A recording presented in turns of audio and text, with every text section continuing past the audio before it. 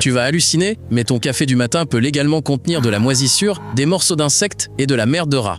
C'est une contamination acceptable selon les normes sanitaires, et ces bâtards de fabricants le savent très bien.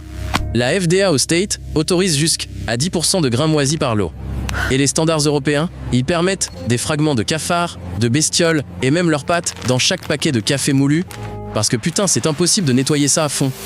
Quand ils ramassent les grains sur les plantations, tu as des coléoptères qui vivent carrément dans les baies de café, sans oublier les fourmis, les cafards et leur foutue merde. Tout ça est broyé avec les grains et fini dans ta putain de tasse tous les matins. La moisissure, elle apparaît pendant le stockage et le transport. Dès que les grains prennent un peu l'humidité, ces putains de champignons se multiplient à vitesse grand V, balançant des mycotoxines, des poisons qui s'accumulent dans ton foie et tes reins pendant des années. Enfoiré! Le plus crade dans l'histoire, c'est que les fabricants sont au jus. Mais un nettoyage de masse, ça coûte trop cher. Du coup, État fixe juste un seuil de sécurité pour les insectes et la moisissure. Genre, un peu, ça passe. Et tout le monde est content, sauf toi, pauvre con. C'est la putain de merde, la moisissure dans ton café, elle te balance de l'ochratoxine A. C'est un putain de cancérogène que l'OMS relie direct au cancer du rein et du foie. Ce poison de merde s'entasse pendant des années dans ton corps, si tu t'enfiles du café tous les jours. Cette saloperie d'ochratoxine, évacue pas bien, ton foie en chie sa race. Et plus tu t'en sers, plus la concentration de cette merde monte en flèche dans ton sang.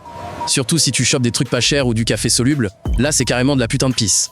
Dans le soluble, il y a en moyenne 2 fois plus de ces maudites mycotoxines que dans le grain. Parce qu'ils y foutent les pires déchets. Des grains bousillés, moisis jusqu'à la moelle, qui ont été recalés pour les bons cafés chers. Tu vois le délire. Cette chienne d'ochratoxine, elle te flingue l'immunité, te donne une putain de fatigue chronique et te bousille les reins. Mais tout ça, ça sort pas d'un coup. Non, ça t'arrive sur la gueule des années après, quand le poison est déjà bien incrusté dans tes organes et qui commence à foutre la merde pour de vrai.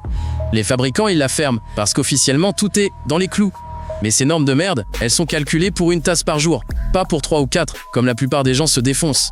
Alors ta dose réelle, elle explose le compteur, c'est clair. Putain, tu vas pas me croire, mais la FDA autorise jusqu'à 4% de grains défectueux avec des insectes pour 100 grammes de café moulu.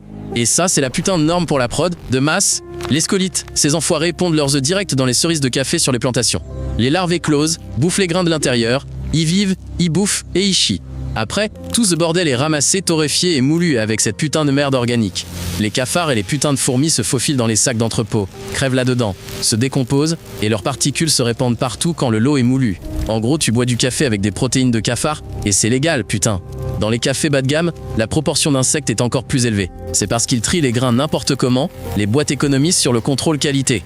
Moins c'est cher, plus t'as de chances de te taper un supplément de protéines, genre des bestioles et des putains d'antennes.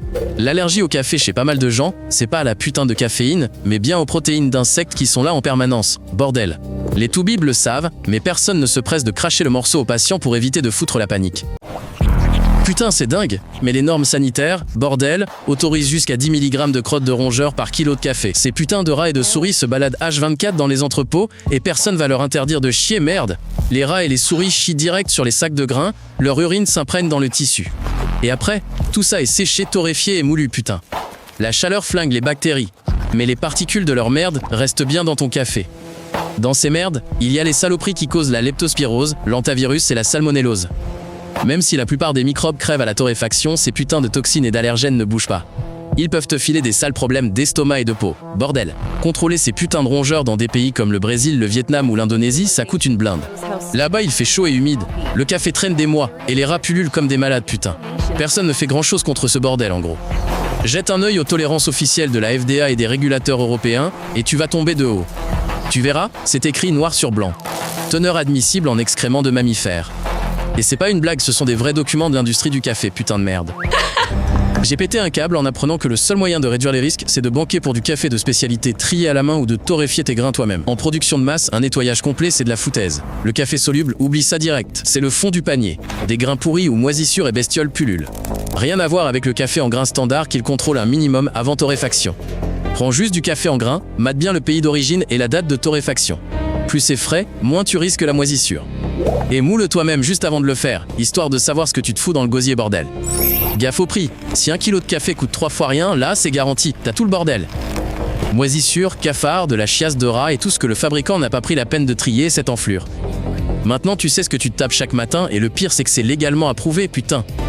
Alors à toi de voir, soit tu raques, soit tu te bouffes de la merde. Abonne-toi et viens éclater avec nous ici, chaque vidéo te retourne le cerveau.